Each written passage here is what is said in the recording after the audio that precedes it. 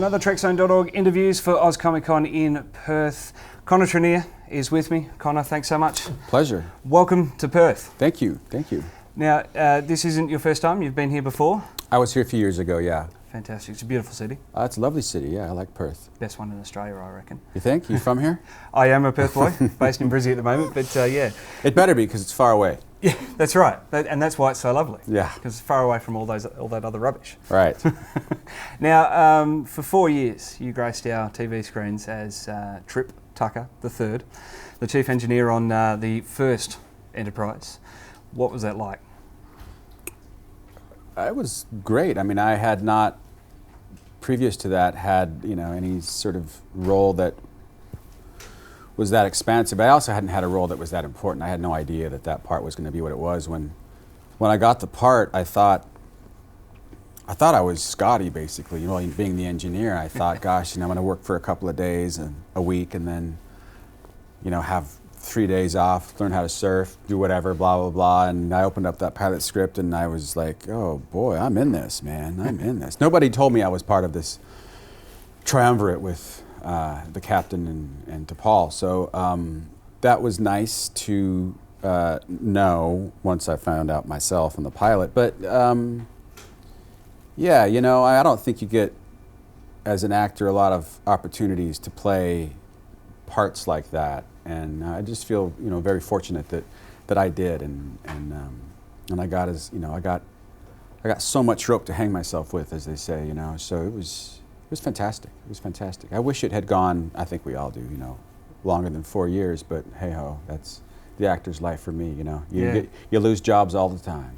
I think that's it's almost every Star Trek series has always had a rough beginning to life.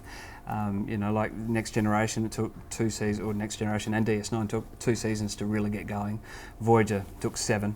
That's a personal opinion. But, Enterprise really got there in the 4th season with Manny Koto coming aboard and delivering the 3-parters and the 2-parters there to really establish a lot of the Star Trek history that we knew. And it was all happening with you at the forefront. Did you feel any pressure at the time? No. When the show started, I think it was episode 3 where I was unexpected, the one where I was pregnant in, and that was great episode. Listen, thank you. That was a lot to chew on, So I kind of felt like they were throwing some stuff out there to see how I would handle it, and I had a lot of big, archy kind of things happening to me over the course of time, and by the time we got to the 4th season, I knew my role. I knew how to do it. I knew what kind of effort and work and homework it took to get it done. So no, I didn't really find it to be any more taxing than the rest of it had. Season 3 was a big departure from Star Trek before, doing a season-long arc about the hunt for the Xindi weapon. Yeah.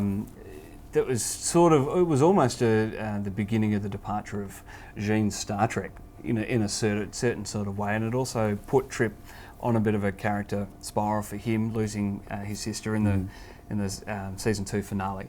Do you feel that that sort of grew the character and helped you into the role more often? And there was another episode with Similitude where you played a clone of yourself. So there's all these episodes. How do you think Trip grew?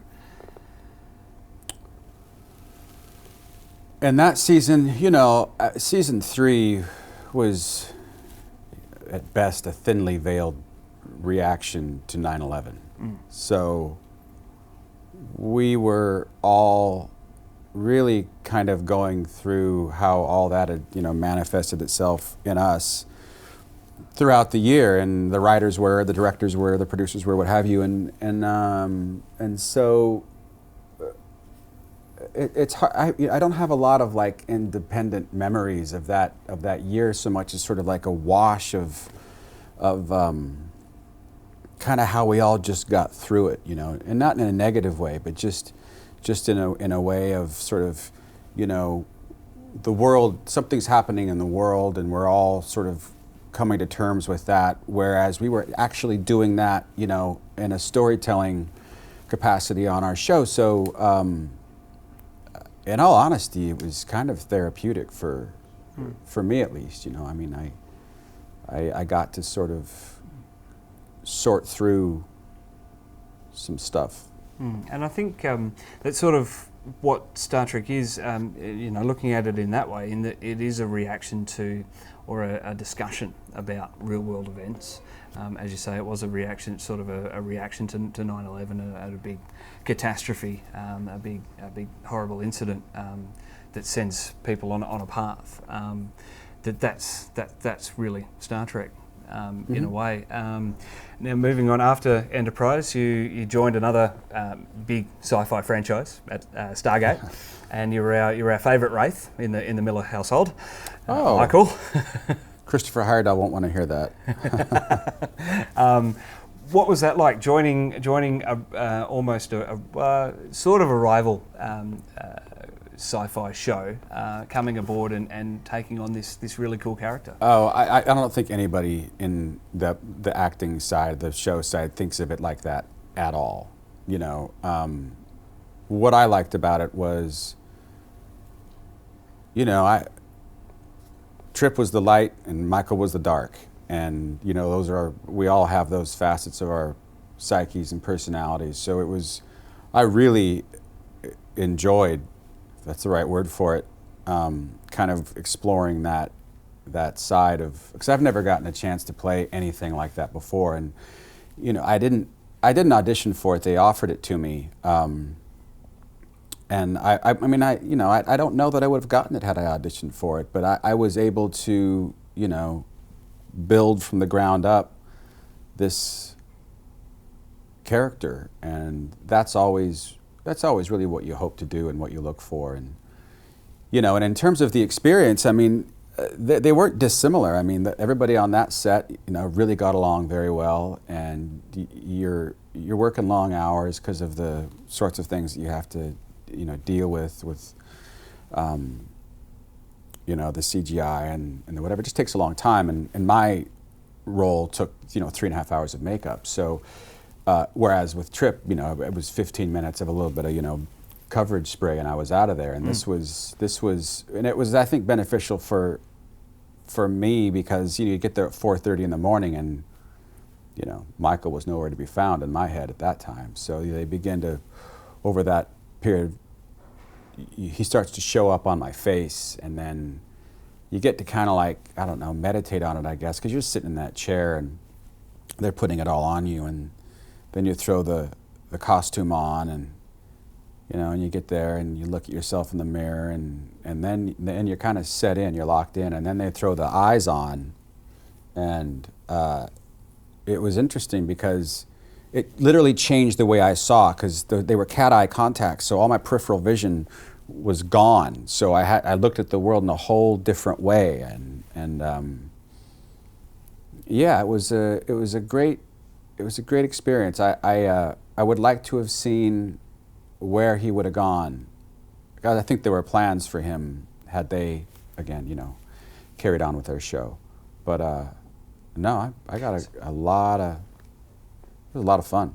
So you're the common link. No, I'm kidding. To shows ending. No, I'm kidding.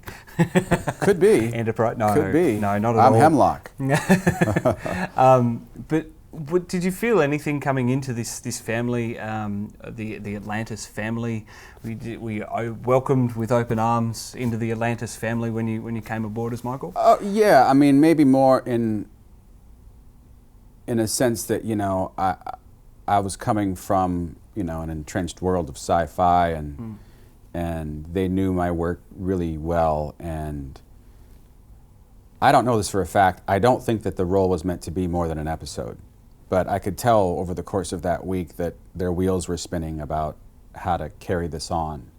And because nobody had said to me, you're coming back. Well, nobody had said to me when I got the part that, this is going to be a recurring thing. They had just, then they said, oh yeah, we're bringing you back. And then I would never know from year to year when that would happen. They would just call up and, if I was available, and, I'd do 1 or 2 episodes at a crack, and you just sort of go from there. Well, fantastic. Connor, thanks so much for coming out to Perth, coming out for Oz Comic Con, and for pleasure. having a chat with us here on Tracks Under. Absolutely. Yeah. Thanks so much. Pleasure. Cheers.